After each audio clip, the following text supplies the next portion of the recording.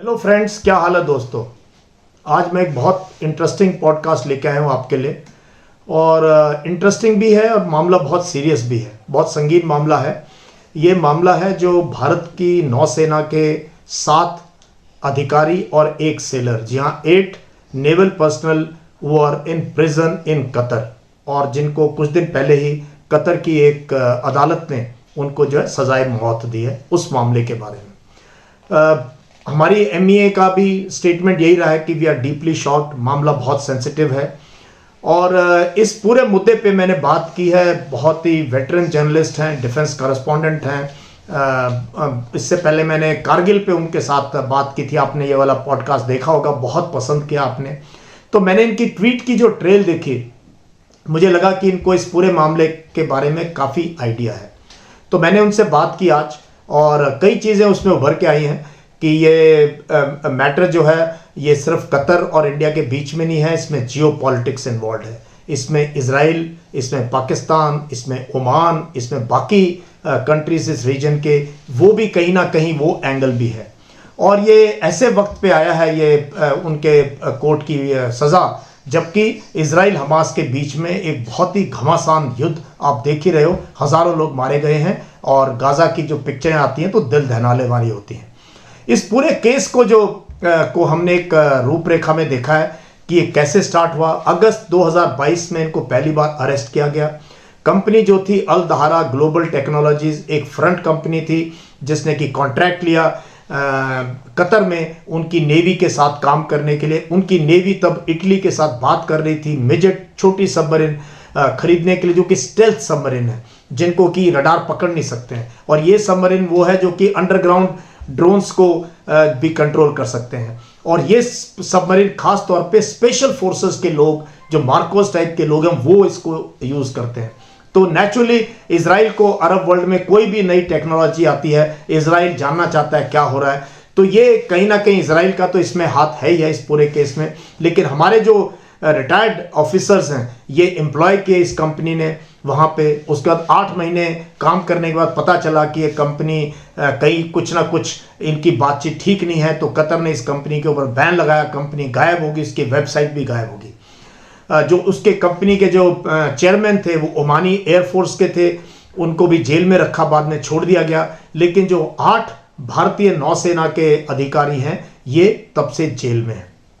मामला diplomatic level पे चल रहा है, इसीलिए कतर की तरफ से भी कोई ज़्यादा इस केस के मामले में आया नहीं है। भारत की तरफ से भी ज़्यादा जो है कोई ऐसी स्टेटमेंट्स ऑफिशियली नहीं आई हैं एमईए की तरफ से। लेकिन फैमिलीज एंक्शियस हैं, फैमिलीज की दिलों की धड़कन बढ़ी हुई है कि इनके साथ क्या होगा। तो उनको पहले सॉलिटरी कन्फाइनमेंट में रखा, उसके बाद इनको जो है बड़ी सिस्टम में रखा गया, कैबिन्स में। इनको कॉन्सुलर एक्सेस दी गई है, यानी कि हमारे एम्बेसडर इनसे मिल चुके हैं, हमारे जो भारतीय नौसेना के अधिकारी हैं। उसके अलावा इनको वकील दिए गए हैं। इनकी फैमिलीज भी दोहा में कुछ की गई हुई हैं, उनसे मुलाकात करने का मौका मिला है। इनको हफ्ते में 2 बार टेलीफोन की सुविधा दी गई है। तो ये हम ये नहीं कह सकते कि ये कंगारू कोर्ट है जैसे पाकिस्तान में होता है या कहीं और जगह होता है। तो पूरी कोशिश की गई है इस केस में कि भारत के जो इकोनॉमिक रिलेशंस हैं, भारत के जो पॉलिटिकल रिलेशंस हैं, भारत के जो डिफेंस कॉपरेशन है कतर के साथ, तो बहुत अलग लेवल पे है। 8 लाख भारतीय कतर में काम करते हैं, 8 लाख, जो कि बिलियंस ऑफ डॉलर्स वापस देश में भेजते हैं। लिक्विडिफाइड नेचुरल गैस का भारत सबसे ज्यादा जो है कतर से खरीदता है। मिलिट्री टू मिलिट्री हमारे रिलेशंस बहुत अच्छे हैं, पॉलिटिकल रिलेशंस हमारे बहुत अच्छे। उनके अमीर भारत आए थे, प्रधानमंत्री खुद आ चुके हैं, उससे पहले डॉक्टर मनमोहन सिंह भी गए थे, डॉक्टर एस जयशंकर कई बार कतर गए हैं। सो इस सब को देखते हुए मामला थोड़ा संगीन है। तो मैंने कोशिश की है इस पॉडकास्ट में विक्रमजीत सिंह से बात करके कि मैं आपके लिए आपको पूरा मामला समझाऊं कि मामला क्या है और क्यों सेंसिटिव है। And let us stay hopeful, और हमें अपनी सरकार पर भरोसा रखना चाहिए कि ये वापस आएंगे। कब आएंगे कहना मुश्किल है, और किस प्रकार से इस मामले को सुलझाया जाएगा ये भी कहा नहीं जा सकता। तो please watch this podcast, very interesting podcast on the fate of 8 naval retired veterans in the Qatar jail. Thank you, जय हिंद।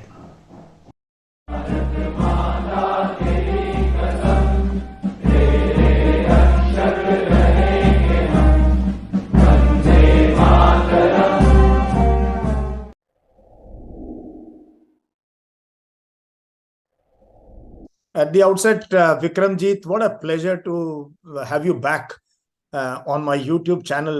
पिछली बार बहुत आपकी बातें पसंद आई लोगों को, हमने कारगिल डिस्कस किया था उस एपिसोड में, और अभी भी बहुत लोग देखते हैं, मुझे मैसेज करते हैं। लेकिन आज जो है मसला थोड़ा संगीन है, थोड़ा सेंसिटिव है।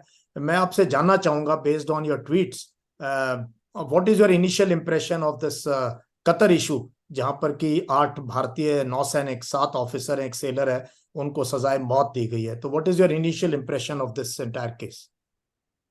जनरल मोर साहब, थैंक यू। आपसे मिलके और आपसे बात करके एक बहुत ही अच्छा मौका मुझे फिर मिला है। कारगिल का बहुत ही अच्छा हमारा वीडियो चला और लोगों ने इसलिए पसंद किया क्योंकि हमने पूरा एक स्पेक्ट्रम कवर करने की कोशिश करी with a very human angle to it. Now ये जो हमारे कटर में 8 नेवी के पर्सनल जो रिटायर्ड हैं, उनको जो उनकी डिटेंशन हुई है, कन्विक्ट हुए हैं बाय कटारी कोर्ट फॉर डेथ सेंटेंस उनको लगा है। तो इसमें जो मुझे सबसे जो इम्पोर्टेंट और क्रिटिकल बात इसमें ये लग रही है कि हमारी भारत की जो सरकार है वो इस मामले में कुछ ज्यादा कर नहीं पा रही। उसके जैसे कहते हैं ना कि हाथ मुझे लग रहा है बंधे हुए हैं। और हमें ये हाथ क्यों बंधे हुए हैं, क्योंकि अब तो 1 साल से ज्यादा हो गया हमें इस केस के बारे में पता हो कि अगस्त 2022 में इनको अरेस्ट किया था। तो अभी तक हम इन्हें रिहा नहीं कर सके, और रिहा क्या करें, वो तो कोर्ट ने उनको डेथ सेंटेंस दे दिया। और हमारे व्यूअर्स को ये एक बात बिल्कुल साफ समझनी चाहिए कि इंडिया की डिप्लोमेटिक हिस्ट्री में ऐसा किस्सा कभी नहीं आया। जिसे कहते हैं ना, हम अंग्रेजी में कहें कि रिकॉर्ड बात है ये, अनप्रेसिडेंटेड है। पहली बार 8 हमारे जो सैनिक हैं, नौसेना के जो सेवानिवृत्त हैं, जो रिटायर्ड हैं, उनको डेथ सेंटेंस एक और देश ने दिया है। और क्या है डेथ सेंटेंस? डेथ सेंटेंस दिया है कि आपने कटार के खिलाफ स्पाई किया, जो मीन जासूसी करेगा, जिससे कटार के इंटरेस्ट जो हैं वो कॉम्प्रोमाइज हो। तो मामला बहुत सीरियस है, बहुत सीरियस और बहुत सेंसिटिव है। इसीलिए आप कह रहे हो कि अगस्त में इनको अरेस्ट किया गया था, मार्च में उनका ट्रायल शुरू हुआ, और जो एमईए की इनिशियल स्टेटमेंट भी थी जब ये डेथ सेंटेंस आया, उसमें कहा था we are deeply shocked with the death sentence. इसका मतलब कहीं ना कहीं अंदेशा था कि शायद आजीवन कारावास या कुछ साल की जेल, ऐसा होगा, तो शायद इस केस को हम आगे हैंडल कर पाएंगे। But death sentence was quite a shock for, I think, Indian government also. जो मेरा अंडरस्टैंडिंग है कि ये इतना शॉक नहीं आना चाहिए था, क्योंकि हमने ये हमारे जो 8 नौ सैनिक हैं उनको काउंसलर एक्सेस मिला। हमारे जो एम्बेसडर हैं कटार के, वो उनको मिलके भी आए हैं, उनको वकील भी दिए गए। उनके जो फैमिली परिवार के जो सदस्य हैं वो उनसे फोन पर बातें भी करते हैं। तो अगर हम अब आज कहें कि हमें पता नहीं क्या हो रहा है, कि क्या चार्जेस हैं, क्या इनके खिलाफ सबूत है, क्यों इन्हें कन्विक्ट करके डेथ सेंटेंस दे दिया, तो मुझे लगता है हम पूरी क्लैरिटी से बात नहीं कर रहे। और मुझे ये जो लैक ऑफ क्लैरिटी है, वो हमारी जो स्टेटमेंट्स आ रही हैं, चाहे वो मंत्रालय की हो या मंत्री जी की हो, उसमें वो कुछ कहने को तैयार ही नहीं।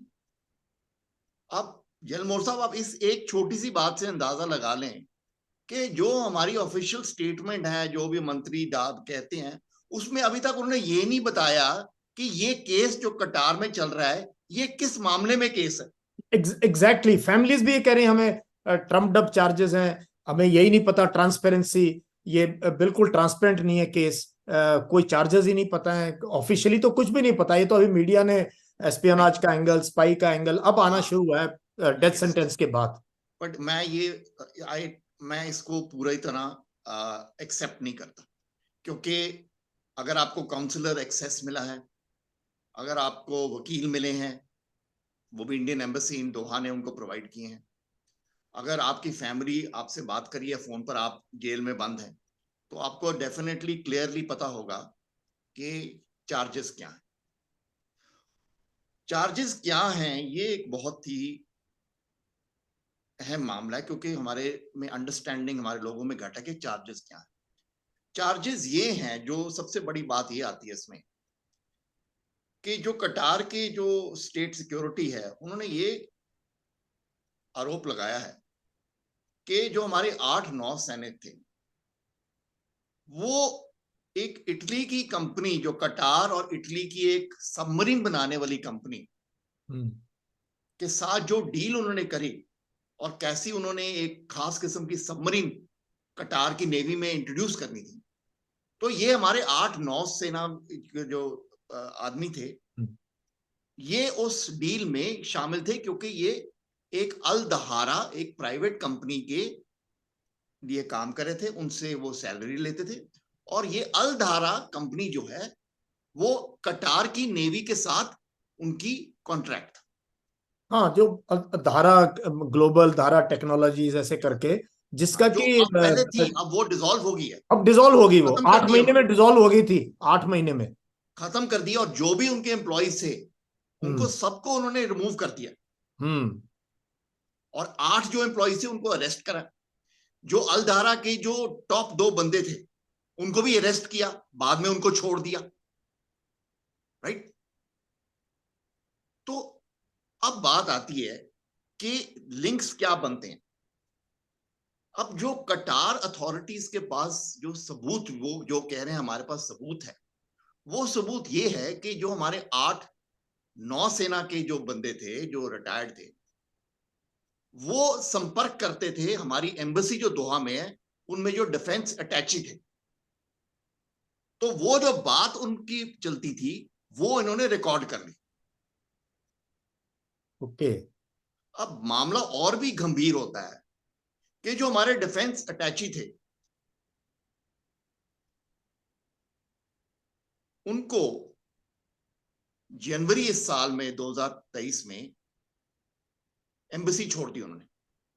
अब क्या कटार ने कहा कि आप इनको बाहर लगा लो यहां से, चाहे आप, हमने विड्रॉ किया उन्हें या उनकी ट्रांसफर करी, ये मामला अभी पूरा क्लियर नहीं है। लेकिन बात जो हमने बड़ी ध्यान से देखनी है कि जब डिफेंस अटैची जनवरी में वापस चलेगी, उसके बाद हमारी एम्बेसी जो कटार में दोहा में है, उसमें अब कोई डिफेंस अटैची नहीं है। ये तो बड़ी सीरियस मामला है। फिर मिलिट्री कोऑपरेशन कैसे चल रहा है? बिकॉज डिफेंस अटैचीज का मेन काम यही है, जो मिलिट्री कोर्सेज होते हैं, ट्रेनिंग होती है, सामान का आदान प्रदान, सारा का सारा उसके ऑफिस के थ्रू होता है। उनका मेन काम ही है military cooperation and defence diplomacy. देखिए जनरल मोर साहब, इसमें जो मुझे एक बड़ा सीरियस इंपैक्ट इमीडिएट जो लगता है, वो हमने ये देखना है कि हमारी इंडो कटर डिफेंस कॉपरेशन की जिस पर एग्रीमेंट्स हमने साइन किए हैं एट द हाईएस्ट लेवल, जिसके अंडर हमारे जो सेना, जो हमारे सेना के ऑफिसर्स हैं जो रिटायर हुए हैं, उनके जाके काम करते हैं, उनकी आर्मी नेवी को एडवाइस करते हैं, कंसल्टेंसी करते हैं। फिर कटार के ऑफिसर जो आर्मी और नेवी के हैं ऐसे, वो हमारे डिफेंस फोर्सेस के इंस्टीट्यूट इंडिया में आके कोर्सेज अटेंड करते हैं। इंडिया दोहा में मैरीटाइम एंड डिफेंस एग्जीबिशन में पार्टिसिपेट करता है। तो हमारे काफी अच्छे टाइज हैं। और पर ये जो मामला अब आया है, जिसमें कटार ने हमारे 8 लोगों पर जासूसी का बहुत सीरियस आरोप लगाया, अब ये हमारी इंडो कटार डिफेंस टाइज पर क्या इंपैक्ट करेगा? दूसरी बात, हमारी क्रेडिबिलिटी दूसरे देशों के साथ डिफेंस कोऑपरेशन, वो भी हमने बहुत ध्यान से रखनी, क्योंकि दूसरे देश कहेंगे भी कटार ने ये क्यों आरोप लगाए। सो ये बहुत सीरियस रिपरकशंस हो सकती हैं, जो अभी हम कह नहीं सकते, पर जैसे ये मामला निकल रहा है, इसका हमें ध्यान में रखना पड़ेगा। और इसके हम भी लेसन्स लर्न होंगे कि डिफेंस अटैची का क्या रोल है। या एक चीज तो मैं आपसे ये क्लेरिफाई कराना चाहता हूँ कि जो रिटायर्ड लोग हैं नेवी के खास तौर पे, या एयरफोर्स के, आर्मी के, जो जाते रहते हैं विदेशों में काम करने के लिए, इसमें इंडियन गवर्नमेंट का, इंडियन एम्बेसी का जहां तक मेरा ख्याल है कोई रोल होता नहीं है, ये आपके इंडिविजुअल, आप रिटायर हो गए हो, आप अपने आप जॉब ढूंढते हो, अपने आप जॉब्स करते हो। इसमें शायद इंडियन एम्बेसी का कोई कोई रोल होता है क्या? देखिए, आई थिंक कहीं ना कहीं तो हमारे जो रिटायर्ड ऑफिसर्स हैं उनको गवर्नमेंट ऑफ इंडिया में कहीं ना कहीं तो अक्नॉलेज उनकी होगी, क्योंकि आफ्टर ऑल दे कैन, वो सर्विस में थे, उनको सारी हमारे अंदर की बातें पता है, they know our entire secrets. तो वो भी जब दूसरी कंट्री में जाके काम करेंगे तो हमें ये हमारी डिफेंस के लिए और सिक्योरिटी के लिए ये एक प्रॉब्लम खड़ी हो सकती है। अब ये भी बात चल रही है कि इनकी मॉनिटरिंग देखो, ये जो 8 नौसेना वाले ऑफिसर्स थे रिटायर्ड, ये Indo Qatar defence cooperation pact के अंडर थे, so they were fully in knowledge of the embassy and the government. लेकिन विक्रम इंडो जी, ये डिफेंस तो गए इंडो हैं, कटार ये डिफेंस तो गए पैक्ट। हैं दहार ग्लोबल के लिए काम करने। जब उन्होंने स्काउटिंग शुरू करी, इनको कॉन्ट्रैक्ट मिला, इन्होंने रिपोर्ट दी कतार गवर्नमेंट को कि हम आपके लिए ये काम करेंगे, तो उन्होंने ग्लोबल रिक्रूटमेंट करी, कई देशों के ऑफिसर्स ने अप्लाई किया, सेलेक्ट हुए वहां पे, इन्होंने भी किया उसमें अप्लाई। और ये अलग अलग ब्रांच के हैं, कोई एविएशन से है, कोई इंजीनियरिंग से है, कोई सबमरीन वॉरफेयर से है, कोई कम्युनिकेशन से रिलेटेड है। They are all from different experts in their different fields. That is देखो, वाई इन्होंने ज्वाइन किया अलधारा वहां में पर, उनका सिलेक्शन हुआ। अलधारा में ज्यादा इंडियन सिलेक्ट हुए, इंडियन रिटायर्ड पर्सन अलधारा में। और ये हमारा एक ये एक कॉन्फिडेंस है कि जो इंडियन रिटायर्ड ऑफिसर्स हैं of the 3 services, navy, army and air force, ये बहुत हाई लेवल ऑफ इनकी कॉम्पिटेंस है, कॉम्पिटेंस है, बिल्कुल। प्रोफेशनलिज्म है, इंटेग्रिटी है। हम्म। तो मुझे यही फिक्र है कि ये जो एपिसोड है, ये इस जो हमारी जो इमेज है और इतना हाई रिगार्ड रखते हैं हमारे आर्म्ड सर्विसेज के पर्सनल पर, कि ये उसको अफेक्ट ना करे। और आई थिंक इसके बारे हमें थोड़ा सा वाइडर पर्सपेक्टिव भी लेना है, क्योंकि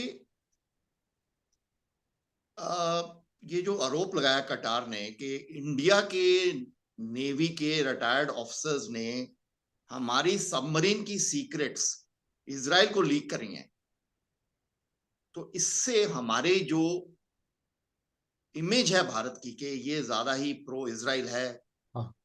ज्यादा ही प्रो अमेरिका है, तो इससे जो वेस्ट एशिया, जो अरब कंट्रीज हैं, जो जिहादी ग्रुप्स हैं जिन्होंने इंडिया को पहले भी टारगेट किया, कहीं उनको ये बात खड़के ना, क्योंकि हमारे बहुत से लोग वेस्ट एशिया में काम करते हैं, बहुत से मिलियंस ऑफ डॉलर्स वो रिपैट्रिएट करते हैं यस। भारत को। तो कल अरब स्ट्रीट एंगर जो बहुत खतरनाक चीज है, क्योंकि अब जो पैलेस्टाइन में जो जंग चल रहा है उससे पूरी दुनिया हिली हुई है। हाँ, बिल्कुल। और लोग सिर्फ वहां नहीं लड़ रहे एक दूसरे के साथ, लोग अमेरिका में लड़ रहे हैं एक दूसरे के साथ। रशिया में कल आई थिंक वो जूस का प्लेन आया, रशिया में लैंड किया, तो वहां के मुसलमान इकट्ठे होकर उनको खत्म लिंच करने की कोशिश लिंच करने के लिए पहुंच गए दागिस्तान में। हाँ। तो ये एक चीज जो है ये हमें बहुत ध्यान से रखनी है कि ऐसी चीजें हम ना करें कि हम मुस्लिम वर्ल्ड को लगे कि ये ज्यादा ही इजराइल के पास हैं, कि इजराइल को हमारी सीक्रेट्स लीक कर। और भारत में आपको पता ही है बहुत कॉन्फ्लिक्ट चल रहा है कि भारत के जो मुसलमान हैं उनका क्या हाल है।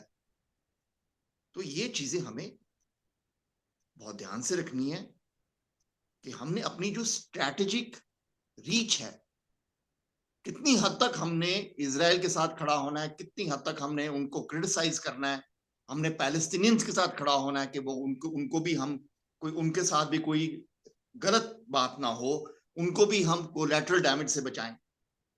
तो इस सारे मामले में कटार का जो ये नेवल इशू आया है, ये जासूसी का मामला है, ये इस पर रेपरकशंस कर सकता है, उस हाँ, पर ये इम्पैक्ट इफेक्ट कर सकता है। करेक्ट, ये बड़े गलत टाइम पे आया है, क्योंकि जब ये केस स्टार्ट हुआ और जिस तरीके से केस चल रहा था, तब तक ये इजराइल हमास लड़ाई शुरू नहीं हुई थी। अब एक मुस्लिम कंट्री के अंदर, अरब वर्ल्ड के अंदर और इस टाइप की अगर मतलब एंटी इजराइल सेंटीमेंट अभी अपने पीक पे है हर देश में, चाहे शिया सुन्नी हो, कोई भी कंट्री हो, सबके सब इस चीज से बहुत आहत हैं। जिस तरीके से इजराइल का 24 दिन हो गए, 25 दिन हो गए लड़ाई चल रही है और हजारों लोग मारे गए हैं वहां पे। तो ये बड़ा गलत टाइम है। इस टाइम पे हमारी जो डेफ्ट डिप्लोमेसी है, हेवी लिफ्टिंग करना है डिप्लोमेसी को कि बैलेंस करें, वो भी कहीं ना कहीं आपको देखा होगा इमीडिएटली हमारा ट्वीट आ गया था प्राइम मिनिस्टर का, इस उसको हमास को कंडम करते हैं। उसके बाद 4-5 दिन लगे हमें पैलेस्टीन की पोजीशन को कि नहीं, we are with Palestinian and we want independent state of Palestine. और फिर यूएन जनरल असेंबली में भी कल के हमने वोट में हमने एब्सटेन किया, जो कि which was calling for truce and humanitarian aid. तो इसमें लग के ये जो इंप्रेशन आप बता रहे हो क्रिएट हो रहा है धीरे धीरे कि हम बहुत ज्यादा pro Israel, pro US, pro Europe, हम क्वाड का मेंबर भी हैं और इस तरीके से। तो कहीं ना कहीं, क्योंकि मैं बता दूं, जो मुझे लगता है, आप बता रहे थे कतार में 8 लाख इंडियन काम करते हैं। कतर छोटे से देश में जिसकी जनसंख्या 27 लाख है, वहां 8 लाख इंडियन काम करते हैं। और पूरे अरब वर्ल्ड में, वेस्ट एशिया में 2 करोड़ से ज्यादा इंडियन काम करते हैं और वो बिलियंस ऑफ डॉलर्स अपने देश में भेजते हैं। तो कहीं ना कहीं अगर ये बात आपकी बहुत सही है कि हमें जो ये माइनॉरिटी इशू है, मुस्लिम एंगल है और वेस्ट एशिया की सेंटिमेंट्स हैं, ऑर्गेनाइजेशन ऑफ मुस्लिम कंट्रीज का जो ग्रुप है, इनको बड़े संभल के हमें काम करना पड़ेगा इनके साथ। क्योंकि आपसे जब बात आप हो रहे थे कि ज्योग्राफी को हम चेंज नहीं कर सकते।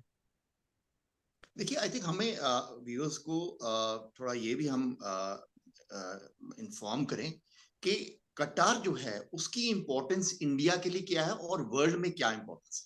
तो अगर हम पहले शुरू करें कि कटार की वर्ल्ड में क्या आज इंपॉर्टेंस है, वो ये है कि कटार में तालिबान को उन्होंने शेल्टर दिया। दोहा अग्रीमेंट यूएस का कटार ने करवाया दोहा करेक्ट, में, एग्जैक्टली, हाँ। जिससे यूएस विड्रॉ किया अफगानिस्तान से। हमास की जो पॉलिटिकल लीडरशिप है वो सारी कटार में बैठी है।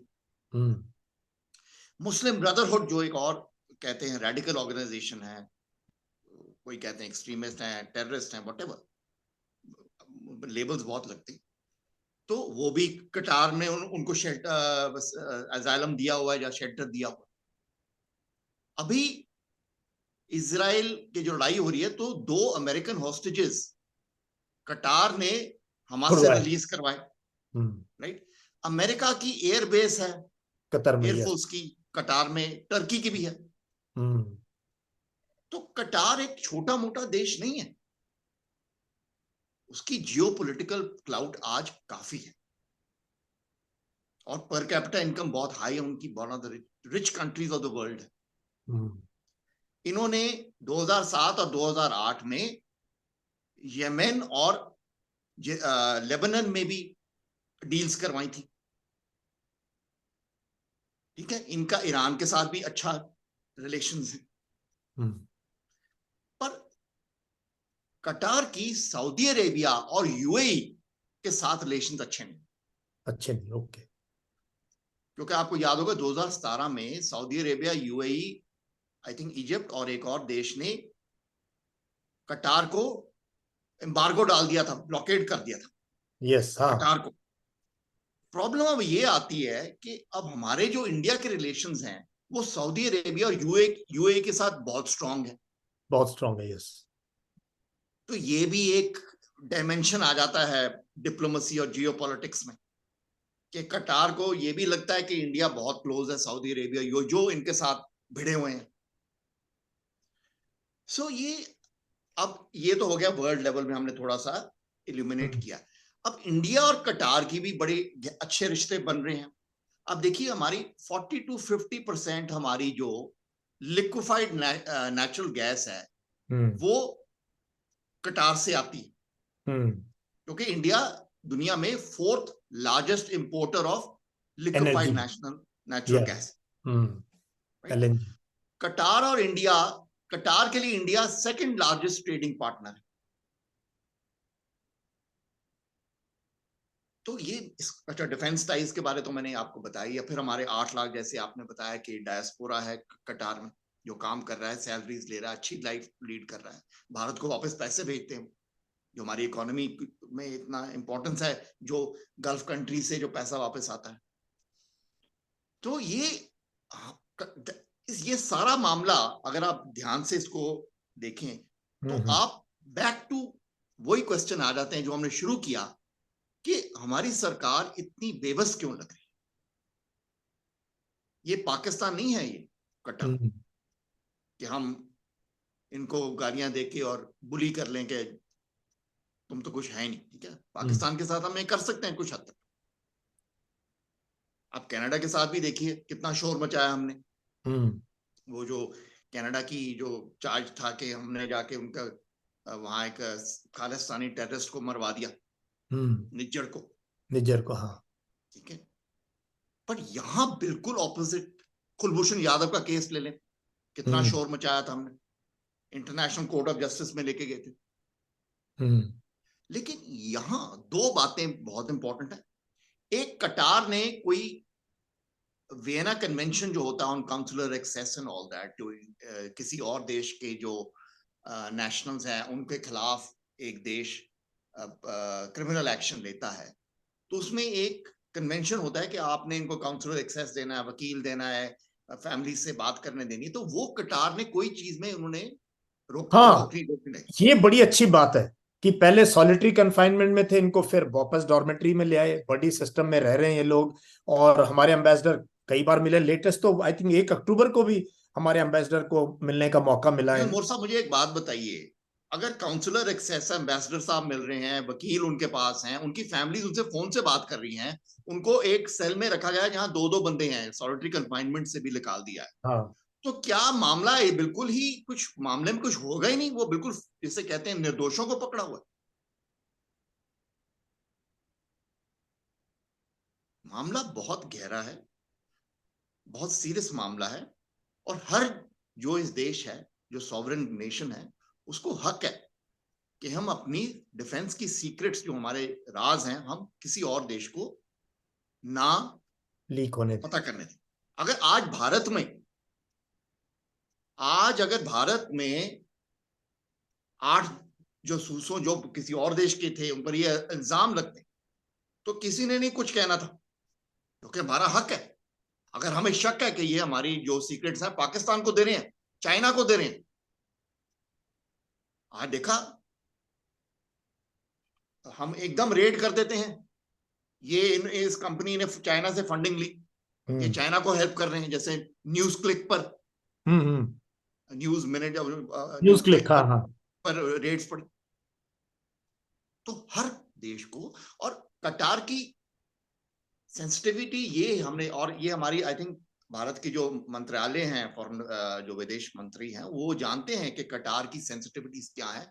क्योंकि कटार में जैसे मैंने बताया, हमास के बंदे भी बैठे हैं, मुस्लिम तालिबान। ब्रदरहुड के बंदे भी बैठे हैं।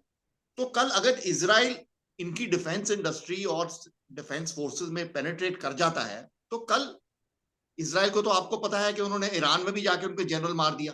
बिल्कुल, हाँ। तो कल अगर ये कटार में हमले शुरू हो गए तो कटार के लिए बहुत मुश्किल हो जाएगी। तो वो इसलिए कटार जासूसी के मामले में बहुत सेंसिटिव है, और वो पनिशमेंट फिर पूरी देते हैं। अब अगर कटार डेथ सेंटेंस ना देता, हमारे 8-9 से, चलो लाइफ टर्म दे देता, तो फिर क्या होता कि इंडो कटार का ट्रांसफर ऑफ प्रिजनर्स की एग्रीमेंट है। हाँ, अगर आपकी लाइफ सेंटेंस है, डेथ सेंटेंस नहीं, अगर आपको लाइफ टर्म दिया, तो आप इनको, इंडियंस को वापस भेज दो इंडिया, वो इंडिया के जेल में अपनी लाइफ सेंटेंस काटेंगे। तो हाँ। और सेम वे अगर कटारी इंडिया में अरेस्ट हुए, उनको लाइफ सेंटेंस दिया, तो वो कटार वापस भेजेंगे, वो कटार जेल में अपना काटेंगे। लेकिन ये मामला जो है, ये डिफरेंट मामला है। अब डेथ सेंटेंस से इसके बाद अब 2 और कोर्ट ऑफ अपील्स हैं। अभी तो ट्रायल कोर्ट ने उन्हें डेथ सेंटेंस दे दिया, इसके बाद 2 कोर्ट ऑफ अपील है। उसके बाद जो कटार के अमीर हैं, जो सबसे बड़े जो बादशाह हैं, उनके पास जाएगी प्ली फॉर पार्डन और मर्सी, मर्सी के लिए, हाँ। या तो वो इसको डेथ सेंटेंस से घट करके लाइफ सेंटेंस कर दें, जा कोर्ट करे, जा अमीर साहब करें, राइट, जा वो उनको पार्डन कर दें, जैसे वो करते हैं। अमीर साहब में पावर है कि पार्डन ही कर दें। लेकिन क्योंकि डिप्लोमेसी में हार्ड बार्गेनिंग चलती, कोई लिहाज नहीं करता। तो कटार दो चीजें देखेगा, एक तो वो सिग्नल भेजेगा सारी दुनिया को कि अगर कोई जासूसी करेगा हमारे खिलाफ तो फिर हम उसे छोड़ेंगे नहीं। हाँ, ये बहुत इंपॉर्टेंट फैक्टर है कटार की अप्रोच में, जो हम अभी समझ नहीं पा रहे। सेकेंडली, वो हमारे साथ जो बिहाइंड द सीन्स डिप्लोमेसी चलेगी, बैक रूम डिप्लोमेसी चलेगी कि यार तुम ये कर दो, हमें छोड़ दो, हम ये कर देंगे। तो इसमें हमारे को बड़ी बहुत बार्गेनिंग करनी पड़ेगी इसमें, क्योंकि आई ये एग्री विद यू। मामला तो बहुत हाँ, सेंसिटिव है। बहुत 8 लोग सेंसिटिव है। हमारे हाँ, और फंसे हुए हैं, तो उनको हमने किसी ना किसी तरह तो रिहा करवाना ही है, चाहे वो इंडिया की जेल में आके बैठे। तो ये मामला जो है ये बहुत ही, इसमें बहुत मुझे तो समझ नहीं आ रही अभी कि क्या डिप्लोमेसी या जियोपॉलिटिकल गेम खेलनी पड़ेगी ये सक्सेसफुल कराने के लिए कि हम इन आदमियों को, 8 आदमियों को, हमारे जो नौसेना के अफसर और एक सेलर था, हम उन्हें वापस लें।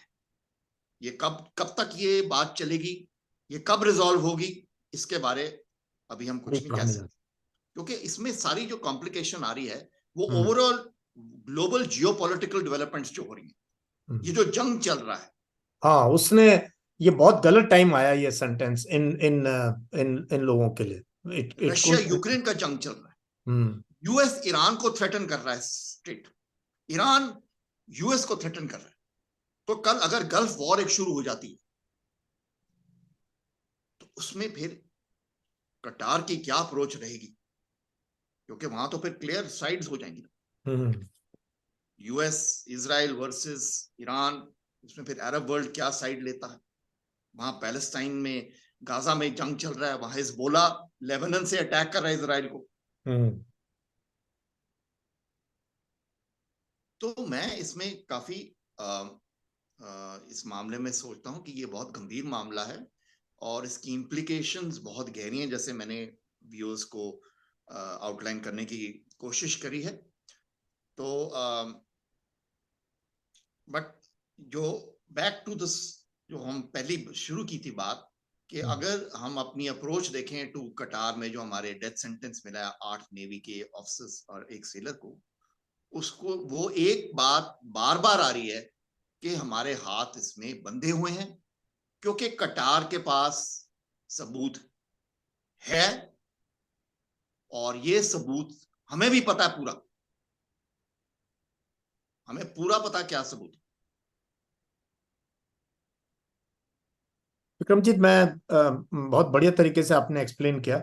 मैं दो चीजों पे लास्ट में I want to conclude by asking. पहली बात तो क्लियरली आप ये बताएं इसमें मेरे को कि अभी काफी ये भी चलना शुरू हो गया सोशल मीडिया में, इसमें पाकिस्तान आईएसआई का हाथ है, ओमान का हाथ है, इजिप्ट का हाथ है, और कई मुल्कों का इसके अंदर जो है स्पाई एजेंसीज का हाथ है। इनको इनोसेंट लोग हैं, इनको फंसाया गया है। एक तो इसके बारे में पाकिस्तान एंगल थोड़ा सा मुझे, पाकिस्तान, चाइना, ओमान, ये थोड़ा अगर क्लियरिफाई कर दें तो हम जिंगोइज्म और रेटोरिक से बच के फिर ऑप्शंस फॉर इंडिया क्या है, लास्ट में मैं आपसे ये पूछूंगा। देखिए, पाकिस्तान का एंगल इस तरह आता है कि जो सबमरीन्स कटार ले रही थी वो सबमरीन स्पेशल किस्म की सबमरीन थी, और अरब वर्ल्ड में आप देखिए कि अरब नेशंस में सबमरीन नहीं है। हम्म तो कटार ले रही थी, इसराइल को इससे बड़ा खतरा पड़ा कि अरब वर्ल्ड में सबमरीन आ रही हैं, क्योंकि इसराइल, यूएस, वेस्ट, ये ज्यादा इजीली टेक्नोलॉजीज नहीं देता अरब वर्ल्ड को। आप देख लिया अरब वर्ल्ड में इतना पैसा है, अगर एक के पास न्यूक्लियर वेपन्स नहीं, हम्म उनको रिस्ट्रिक्ट किया गया।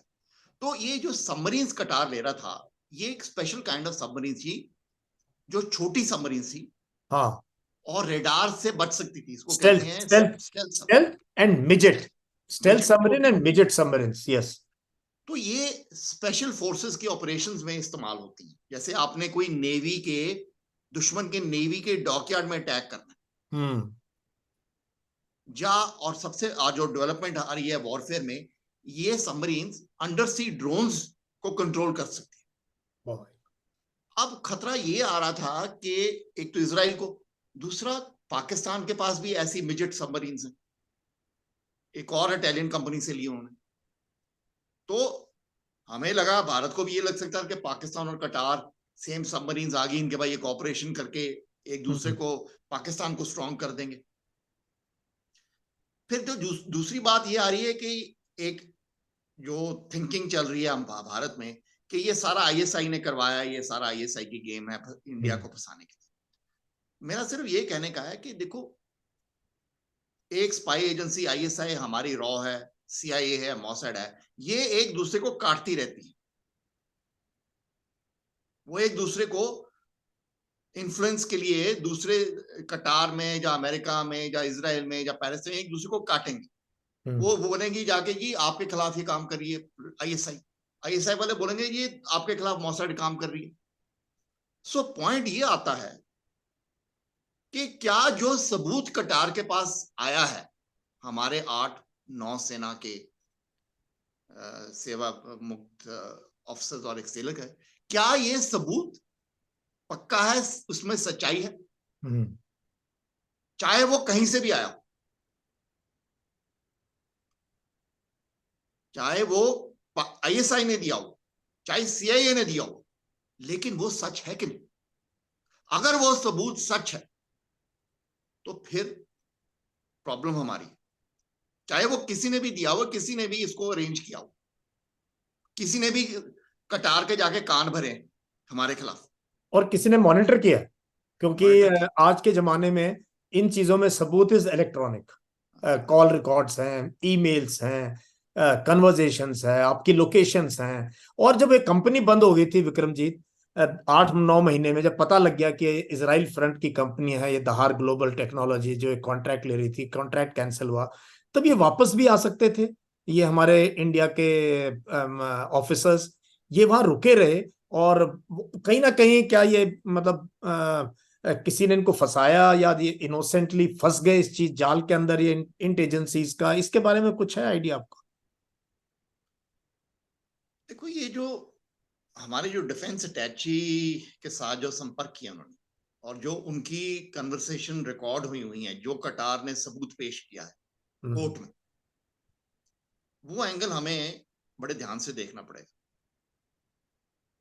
क्योंकि ये अक्सर जासूसी के जो केस आते हैं, कहीं ना कहीं जासूस जो होता है वो अपने देश के साथ, एक एजेंसीज के साथ संपर्क में होता है।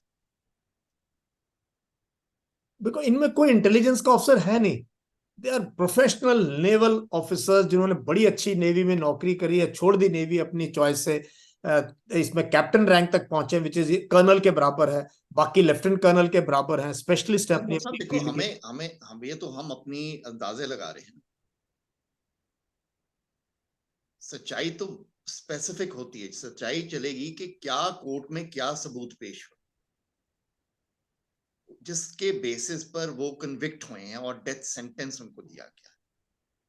अब कतार जो है वो अपना जो सबूत पेश किए हैं कोर्ट में, वो तो हमें हवाला नहीं करेगा, क्योंकि ऐसे सेंसिटिव मैटर्स में जो सबूत होते हैं वो कहां से आए वो रिवील नहीं करेंगे, वो नहीं रिवील करेंगे, वो जजमेंट देंगे सिर्फ हमें कि ये जजमेंट है कि हमने इनको डेथ सेंटेंस क्यों दिया।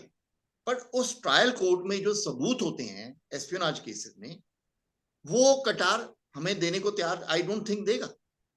कोई देश नहीं देगा, कतार को छोड़ो कोई देश नहीं देगा कि आपको एस्पियोनाज में कैसे सबूत कैसे मिला। बट डिप्लोमेटिक लेवल पे हमारे जो एम्बेसडर हैं वहां, हमारी एमईए को पता होगा, क्योंकि इतनी तो कतर के साथ बातचीत हमारी चल ही रही है। जब उन्होंने कॉन्सुलर एक्सेस दिया है, वकील दिए हैं, फोन दे रखा है फैमिली से बात करने के लिए, तो इतना तो कॉन्फिडेंस, मतलब it's not a break down of relations. ये अच्छी बात है, यही एक पॉजिटिव चीज मुझे इसमें नजर आ रही है कि बातचीत चल रही है। जलमोर साहब, ये तो हमें, आपकी बात बिल्कुल सही है। अगर आप कतार का भी अप्रोच देखो डिप्लोमेटिकली एंड ऑफिशियली, उन्होंने भी इस पर बिल्कुल चुप्पी करी है। उन्होंने कोई इसको बात को उछाला नहीं है। कतार ने इस मामले को बहुत चुप रखा है, और हमारी साइड भी काफी रिस्ट्रेंट रहा है, क्योंकि हम मजबूर हैं, और ज्यादा हमें मंत्रालय को, हमारे जो फॉरेन मिनिस्ट्री या विदेश मंत्री को बोलना पड़ा, क्योंकि पब्लिक सेंटिमेंट इंडिया में बहुत उठ गया। जब रिलेटिव्स ने बात उठाई कि हमारे तो लोग फंसे हुए हैं, तो इनको बात करनी पड़ी मंत्रालय, हमारे भारत के मंत्रालय को, नहीं तो वो भी चुप होकर बैठे हुए। तो इससे यही मतलब यही है कि दोनों देश, कतार और भारत, अपने जो रिलेशंस हैं जो बड़े डीप कॉमर्स ट्रेड के रिलेशन है, अब डिफेंस के रिलेशन क्या है इम्पैक्ट पड़ेगा उसको मैं अलग रखता हूँ, बट जो कॉमर्स के हैं, ट्रेड के हैं, इंपोर्ट एक्सपोर्ट चलता है, फ्रेंडली टाइज हैं, तो उस पर आई थिंक बोथ नेशंस बड़ी ही मेच्योरली उसको सेफगार्ड करने की कोशिश करें कि उस पर ज्यादा इम्पैक्ट ना आए। लेकिन जो डिफेंस कोऑपरेशन है उस पर क्या इम्पैक्ट आता है ये समय ही हमें बताएगा। समय बताएगा। और लास्ट में Vikramjit, I want to know what are the options for India, 1 2 3 4, and how आप एज ए जर्नलिस्ट, इतने सालों का आपका एक्सपीरियंस है, आप कैसे इस केस को देखते हैं? कब ये रिजॉल्व होगा, कब ये हमारे भारतीय ऑफिसर्स वापस इंडिया आएंगे? देखिए, आप दुनिया में हिस्टोरिकली ग्लोबली देखें तो काफी केसेस हैं जहां prisoners are convicted, prisoners are sent back to their country. अभी हम इंडिया में ही 2 इटालियन मरीन्स का केस हुआ था कुछ हाँ, आई साल नो। पहले, जिन्होंने हमारे फिशरमैन मार दिए थे, तो उनको हमने कन्विक्ट कर दिया था। लेकिन फिर यूरोपियन यूनियन से प्रेशर पड़ा, इटली से प्रेशर पड़ा, काफी प्रॉब्लम पड़ी, तो हमने उनको वापस भेज दिया है पार्डन सा देके। फिर जब during the cold war Soviet union और यूएस में भी नेगोशिएशंस चलती थी कि आप हमारा स्पाई वापस दे दो, हम आपका स्पाई दे देंगे, ये भी चलता था। इजराइल और हमास और हिजबुल्लाह जैसे में तो नेगोशिएशन चलती ही रहती हैं, क्योंकि वो उनके फौजी ले जाते हैं, उनके होस्टेज ले जाते हैं, वो फिर कहते हैं आप इनको दे दो, हम ऐसे कर लेंगे। तो ये प्रेसिडेंट्स हैं पूरी दुनिया में।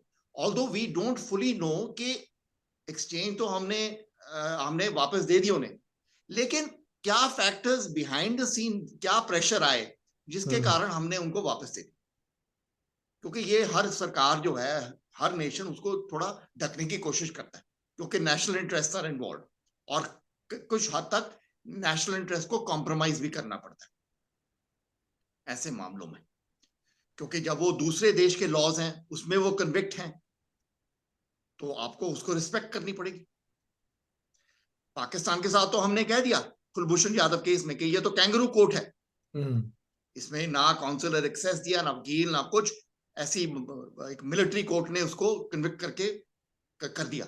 लेकिन कटार के केस में आप केयरफुली नोट करिए, कोई क्रिटिसिज्म नहीं आई भारत की विदेश मंत्री डॉक्टर जयशंकर से, जहां भारत के विदेश जो फॉरेन मिनिस्ट्री है, कोई क्रिटिसिज्म नहीं है कि उन्होंने वकील नहीं जाने दिए, काउंसिल एक्सेस नहीं दिया, फोन रिलेटिव से नहीं मिलने दिया, कोई ऐसी बात।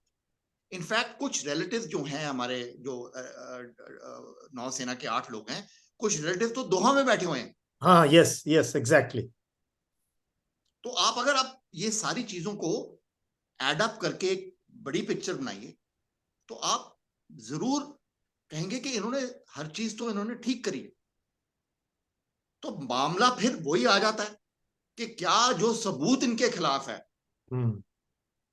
वो क्या वो क्या वो इतना डैमेजिंग है कि कोर्ट। तो again, options for India, how do you see this case going forward? Options for India तो यही है कि पब्लिक में तो ये अपील जाएंगी, जो कटार की कोर्ट ऑफ हायर अपील है, 2 कोर्ट हैं इसके ऊपर, बट सबसे ज्यादा इंपॉर्टेंट रहेगी behind the scenes diplomatic manoeuvre. जैसे अभी OSD to the prime minister's office, जो हमारे भारत के प्रधानमंत्री हैं, उसमें ओएसडी दीपक मित्तल जी हैं, जो इंडियन फॉरेन सर्विस के ऑफिसर हैं, वही एम्बेसडर थे कटार को जब ये सारा मामला भारा है। ओके। अब हमारे भारत ने दीपक मित्तल जी को कटार भेजा है, तो वो प्राइम मिनिस्टर के खास आदमी है, वो तालिबान के साथ भी उनकी बात चलती थी दीपक मित्तल जी की। तो अब उनको ये टास्क दिया गया कि आप जाके कटार जाके उनसे बातें करें, उनके अपने काउंटर पार्ट से, उनकी जो सिक्योरिटी वाले हैं, फॉरेन मिनिस्ट्री वाले हैं, कि कहीं ना कहीं हम एक इस पर समझौता करके कॉम्प्रोमाइज कर लें। तो ये पीछे चलेंगी सारी सीन, और ये डिप्लोमेसी ऐसी चुप सीक्रेट रहती है कि ये पब्लिक में ज्यादा नहीं आती। नहीं, आनी भी नहीं चाहिए, आनी भी नहीं चाहिए, क्योंकि क्योंकि कभी कभी हमें अपने नेशनल इंटरेस्ट पर को कॉम्प्रोमाइज करना पड़ेगा इन 8 जनों को लाने के। मैं ये बार बार कह रहा हूं कि ये मामला हमारे लिए बहुत कॉस्टली पड़ गया, इसके कॉस्ट बहुत ज्यादा है और मैं तो यही होप में रखूंगा कि हमारे को कॉस्ट मिनिमम पड़े इनको रिहा कराने के लिए, क्योंकि डिप्लोमेसी में, जियोपॉलिटिक्स में कोई किसी का लिहाज नहीं करता। कोई किसी का दोस्त नहीं है। वो कहेगा अच्छा मेरे पास ये है 8 आपके जने, तो मुझे आप क्या दोगे? So can we say, Vikram ji, they are now diplomatic prisoners और या political? एक और बात, हमारी जो डिपेंडेंसी है लिक्विफाइड नेचुरल गैस की, तो वो हम कोशिश कर रहे हैं कि हम ये कटार से अपनी डिपेंडेंसी घट करें। और जैसे मोजाम्बिक में हमारा बहुत बड़ा प्रोजेक्ट बन रहा है LNG का, लिक्विफाइड नेचुरल गैस का, तो क्या हम उनसे गैस लेके कटार से घट कर लें? तो ये एक प्रेशर आएगा कटार पर कि हम आपकी गैस घट लेंगे, आपसे इंपोर्ट घट करेंगे, जो कटार की इकोनॉमी को अफेक्ट कर सकता है, राइट? फिर कटार एयरवेज रन करती है इंडिया में, क्या हम उन पर उनकी इन्वेस्टिगेशन कर सकते हैं टू पुट प्रेशर? पर ये हमें बहुत ध्यान से करना पड़ेगा और कि ऊपर हाईएस्ट लेवल इल्जाम पे आई हमारे पर थिंक। है, इल्जाम हमारे पर है, सारी दुनिया देख रही है। इल्जाम हम पे, ऑफिसर्स भी हमारे हैं जो वहां वही पे, और ये वही पॉलिटिकल इशू तो भी बनता जा रहा है धीरे धीरे पब्लिक प्रेशर इलेक्शन इंडिया के में बहुत नजदीक। बिल्डअप हो गया ना, पब्लिक प्रेशर कि आप क्यों नहीं रिहा कर सकते 8 लोगों को? आपकी क्या पावर ऑफ डिप्लोमेसी है कि हमारे 8 लोग 1 साल से बैठे हैं वहां, उनको पहले जेल में थे, आपको पता था, आप कुछ नहीं कर पाए, अब वो डेथ सेंटेंस दे दिया उनको, अब भी आप कह रहे हैं हम कर रहे हैं कोशिश, ये कर रहे हैं, वो कर रहे हैं, हम आपके साथ खड़े हैं, पर क्लियरली कोई डिटेल में बात नहीं कर रहे कि हम क्या कर रहे हैं, कब हम वापस लेके आएंगे। देखिए, नोट करिए, हमारे विदेश मंत्री की कटार के विदेश मंत्री के साथ कोई डायरेक्ट बात नहीं हुई, ना ही हमारे प्रधानमंत्री जी की कटार के एमीर के साथ डायरेक्ट बात हुई। ये तो फोन उठाओ और कहो भाई हमारे बंदे छोड़ दो, क्या इतनी बात है, वो भी नहीं हुई। ये फिर वही बात आ रही है जो मैं शुरू में कहा था कि हमारी पोजीशन कोई अच्छी नहीं है, स्ट्रांग पोजीशन से हम नेगोशिएट नहीं कर रहे। दैट मींस, इसका क्या मतलब कि जो सबूत है उसमें कितना दम है, कितना था। नहीं तो आज अगर सबूत में दम ना होता तो आज तो शोर मच जाना था कि देखो ऐसे ऐसी ये बात है, इनके खिलाफ कुछ नहीं है, ये बेचारे ये कर रहे थे, ये कर रहे थे, ये कर रहे थे, और ये इल्जाम लगाए, इल्जामों में कुछ नहीं। पर ऐसी कुछ बात नहीं आ रही, क्यों नहीं आ रही है बात? मेरा तो सवाल ये। I think restraint is the order कि इस चीज को जितना ज्यादा डिप्लोमेसी से सॉल्व कर लिया जाए, एंड ये MEA लेवल पे और प्राइम मिनिस्टर लेवल पे ही इसमें कुछ निकलेगा, और वो भी मुझे लगता है तब जाके जब थोड़ी सी ठंड पड़ जाएगी इसराइल हमास लड़ाई में। वो लड़ाई बड़े गलत टाइम पे शुरू हुई है हमारे इस मामले में। तो मुझे ये उम्मीद है, आपको क्या उम्मीद है? मैं तो बहुत पॉजिटिव हूँ कि India is such a big country, और हमारे relations political, economic, diplomatic, military इतने अच्छे हैं कतर के साथ। हमारे वाइस प्रेसिडेंट गए वहाँ फीफा वर्ल्ड कप के इनॉग्रेशन के लिए, प्राइम मिनिस्टर खुद गए हुए हैं, मनमोहन सिंह जी पहले प्राइम मिनिस्टर गए थे, जयशंकर जी तो कई बार जाके आए हैं। तो मुझे लगता है फाइनली पार्डन या कोई ना कोई तरीका निकलेगा। कितना टाइम लगेगा ये कह नहीं सकते। वो आपकी बात बिल्कुल सही है, मुझे भी नहीं लगता, क्योंकि कटार डेथ सेंटेंस को एक्सिक्यूट नहीं करता। 2020 में एक इन्होंने बंदा एक्सिक्यूट किया और 2003 में, तो उनकी डेथ सेंटेंस ज्यादा देते हैं, बाद में पार्डन कर देते हैं। तो ये भी कटार की खूबी है कि डेथ सेंटेंस दे दिया पर पार्डन कर दिया, उनके एमीर पार्डन कर देते हैं। तो कर तो मुझे उम्मीद है पूरी, जैसे आपने सही असेस किया कि कर तो देंगे, क्योंकि they can't afford to hang 8 Indians जब तक हमारे रिश्ते उनके साथ इतने अच्छे हैं। वो तो इलॉजिकल होगा। लेकिन ये कितना समय लगेगा, और आगे जियोपॉलिटिकल डेवलपमेंट्स कैसे चलती हैं, क्या कितनी देर लगेगी वेस्ट एशिया में शांति आने के लिए, और इंडिया का क्या अप्रोच रहेगा, इंडिया का भी जियोपॉलिटिकल अप्रोच क्या है? क्योंकि वहां कटार में भी पब्लिक सेंटिमेंट है, अरब दुनिया में भी पब्लिक सेंटिमेंट्स हैं कि इसराइल के साथ, इसराइल हमारे कितने, हमारे पाकिस्तानियों के साथ जंग चल रही है, और अपनी अपनी साइड एक दूसरे को इतनी अक्यूज कर रहे हैं कि तुमने इतनी जेनोसाइड किया, वो कहते हैं हमारे पास तुमने जेनोसाइड किया। तो ये बातें चलेंगी, और मुझे लगता है कि हमारे को बहुत हैवी लिफ्टिंग करनी पड़ेगी बिहाइंड द सीन्स, पीछे पीछे चुपचाप बात करके कटार के साथ हमें कहीं ना कहीं उनको खुश करना पड़ेगा, हाँ, कहीं ना फिर कहीं जाके ये मामला give and take heavy lifting, और this will be at the level minimum of the prime minister's office and the ministry of external affairs. नहीं, ये लेवल जाएगा एमीर ऑफ कटार, वो हाँ, सिग्नल देगा, वहाँ अमीर, यहाँ प्राइम मिनिस्टर ऑफ इंडिया, उस लेवल पे ये बात होएगी, तब जाके कहीं ये कटार का मसला। एमीर सिग्नल देगा कि ओके इनको छोड़ दो, तब ये मामला फिर रिजॉल्व, ये सारी बात उसको जाएगी। यस, पर अभी वो बात नहीं करेंगे, अभी वो बोलेंगे क्योंकि वो बार्गेनिंग पोजीशन अभी बहुत ज्यादा है, तो अभी वो बात नहीं करेंगे।